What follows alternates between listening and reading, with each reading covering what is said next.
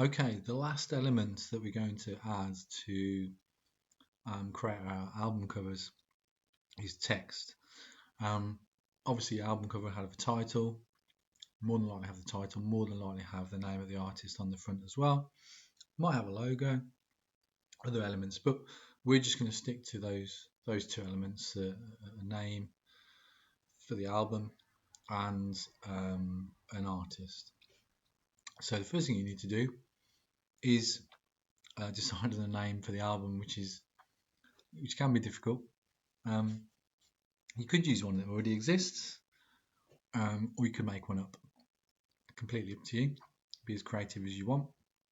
Um, and you could make a band name up, but you could also obviously use one uh, that you know, one of your favourite bands or your favourite artists. It's completely up to you.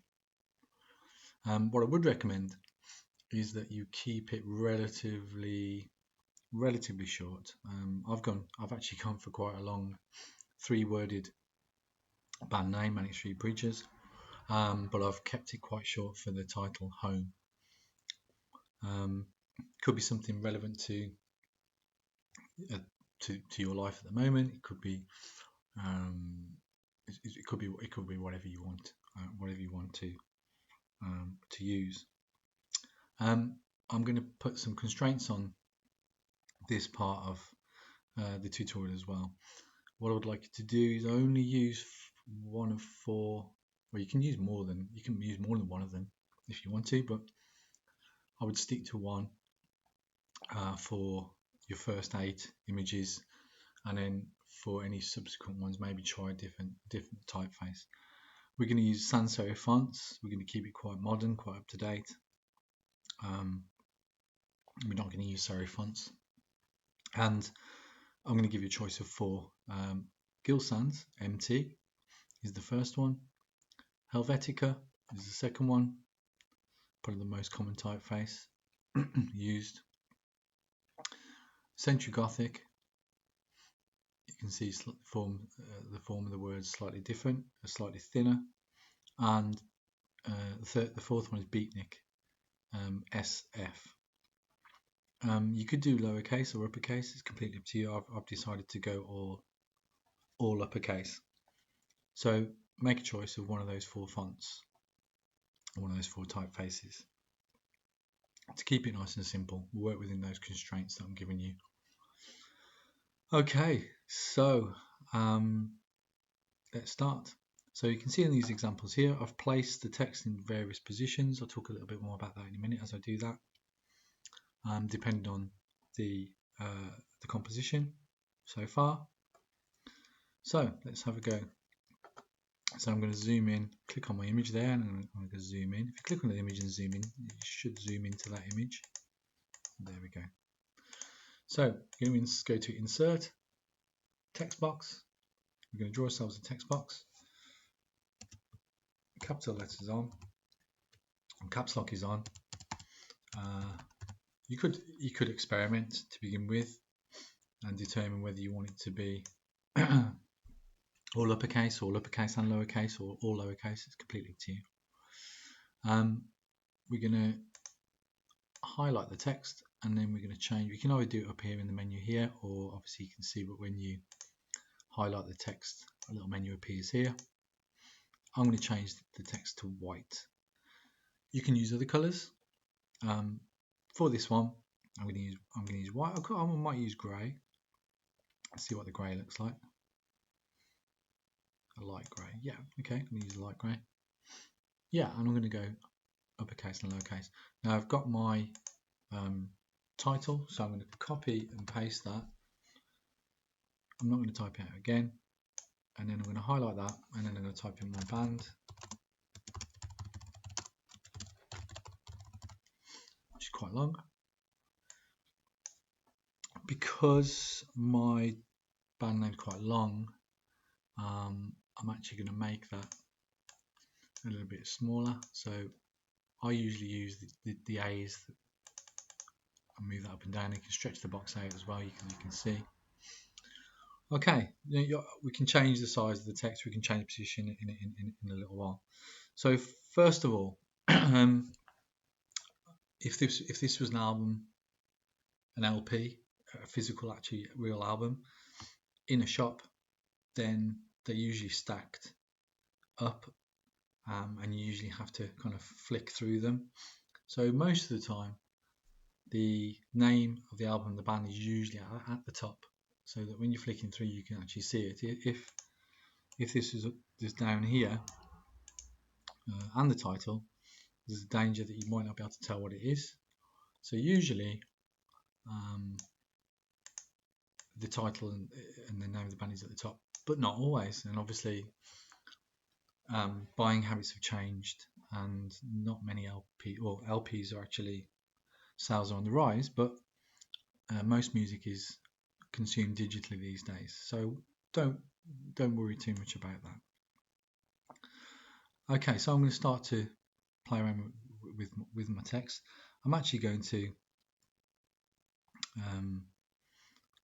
first of all, I'm going to decide whether I want the title first, which I do. I could move that down there. In fact, I'm going to use the band title first, and then I'm going to put the title of the album there, because that fits in with this kind of section here. Overlap text onto the image is fine, but obviously what you've got to make sure is that you can read it. So if I put Manic Street Preacher through the center there, I'm losing the R and the S. I can't read that. If I move it further up, that's fine. Obviously, if I move it down here, that's perfect, because obviously it's a very dark background. So I might decide to have words down there, but like I said, I think I'm going to put that up here. Name of the band, name of the album. Use the arrow keys, move that around, nudge it about a bit. I'm quite happy with that as my first one. So it's aligned left. Just be wary of getting too close to the edge. That is, I would say, is too close to the edge. Give it some breathing space. I always say this, some breathing space around the top and the edge there. They don't have to be equal. That doesn't have to be the same.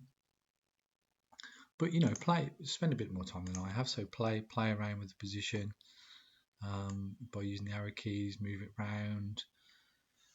You might decide to put it smack bang in the middle of the image. Maybe if you do that, maybe you want to use larger text so you can read it.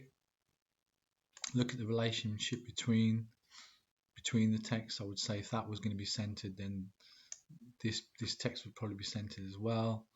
I might make that smaller so it's the same width, the band name and the title the same width. I quite like that. Okay, so that's my first one. You see on my other version, I've got it up in the left hand corner here. So yeah, I'm happy with that, centered. Next one, I'm going to try something slightly different. No need to type out the text again. I've got it already, so I'm just going to select the border, copy and paste. I'm going to make that small again. This time I'm going to rotate it. Hold down the shift button to do that. I'm going to rotate this as well. No reason why you can't rotate the text. It's completely fine. Again, I'm going to nudge it close with the keys, nudge it away. Look at the space around it. I quite like that. So that balances out the line that these three circles creates. I've got the same line going on here, so there's balance going on between the text and between the three circles on the right hand side. I could get rid of a circle.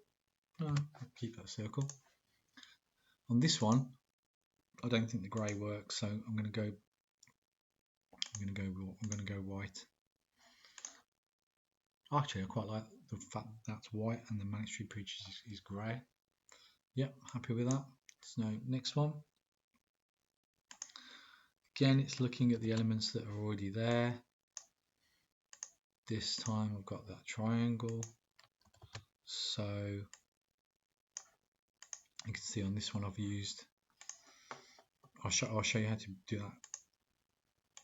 How to bring that outside the triangle in a minute to create that kind of effect as though the head is inside. the triangle. So I'm going to put my home up there. I'm not going to touch the text with the triangle. I'm try and get that same. Oh, undo. If you move something by mistake, remember undo. It's not quite right, but I'm happy enough with that. You see Manic Street Preachers, the R and the S get lost a little bit in there, so I'm going to change the size of the text so it's a bit smaller. Nudge it with the arrow keys a little bit closer. I'm happy with that. So if I select the head there, what I want to try and do is I want to make it does actually do that, but I want to make it look like the head is inside the triangle. So I've copied and pasted it again and put it on the outside look, and if I put it on top of the triangle, it looks as though you can see that the hair touches the triangle there. So if I double click on that, crop it down, look. There you go. Then the triangle, it looks like my head is kind of pushing through the triangle. I like that. That's a nice effect. You could try something like that. On this one, I know I'm going quite quickly, but you take your time. Look for space, look for shape, look for areas that you think the text might slot into and fit into. So on this image here, this line, this kind of like underline that's been created by the two halves of the image is kind of a natural line for that to sit on. I'm having trouble selecting that text because it's behind that image, so what I'm going to do is double click on that. I'm going to crop it down a little bit past the M, and then I can select that, or could go back to one of my other images and get it. I'm going to pull it 90 degrees, and yeah, I quite like that. I'm going to purposely place the gap between street and preachers on the line there. I like that, happy with that. And so on and so forth. So with each image, you're creating a different alignment with the text. So this is left, this is obviously it's been turned at 90 degrees, but it's on the left hand side. That's just opposing the three circles. Here I've got it diagonal to fit the shape of the triangle. Here I've got horizontal and it's 90 degrees vertical here.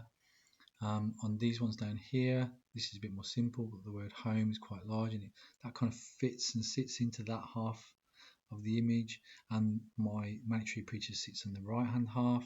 Here I put this space here is created like a natural space for the text to sit into. It's justified left. Again, let's give it some space around the edge of the image. Don't put them too close to the edge of the image or the edge of a shape. On this one, I've actually made the text bold and italic, so you can play around with the text a bit as well. So you can make it bold. I've decided to make it italic. Just give it a little movement. I'll zoom in. It's slanted slightly. All these lines are kind of slanted and diagonal. And then Manic Street.